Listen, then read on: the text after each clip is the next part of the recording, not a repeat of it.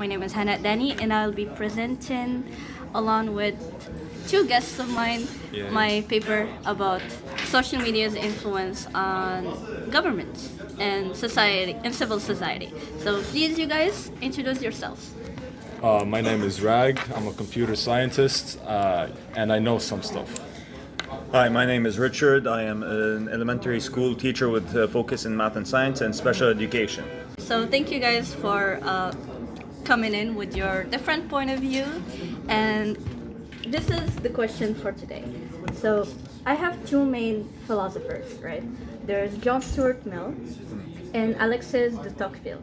So John Stuart Mill mentions that representative government is the best government. I'm sure you all know that. The main example is democracy.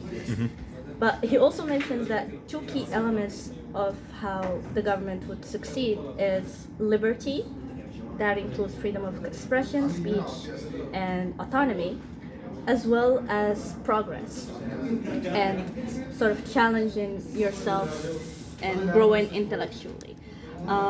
While Alexis mentions that the tyranny of the majority is his main point, so he goes over how the majority of the people decide the fate of a sort of nation, but that could go either good or bad. So my objective here is to put social media in that mix. As you might know, social media is Wonderful. a big part of our, social life. So I would like to see how you guys think that would influence society, and So just like as my friend said, I also don't have a social life. All my social media is for like humor and stuff, like memes. What my friend said was very accurate. I also don't like I'm not gonna say it in that way, but like the attention grabbing, the attention like want and need in social media is very like Relevant, cringe. yeah. It's I can cringe. see it. Seeing like people I know on social media is not so. That's why I don't have a social media. Media will be more about the self, but at the same time, it's being driven as the self within a community. How can I put myself out there, separate? Like, how can I be an individual within a community? Kind of. right? And also, one of the main things about social media that I'm trying to discuss in my paper is how these communities sort of come together with just mainly one thing in common.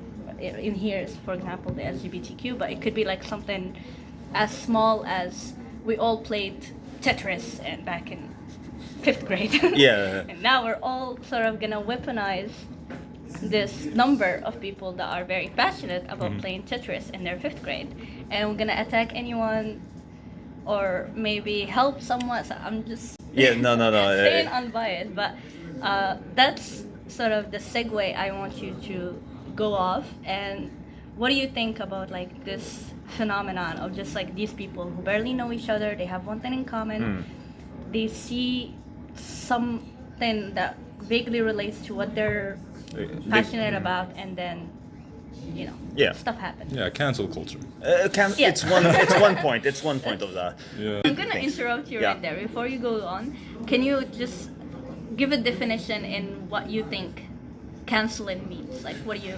So canceling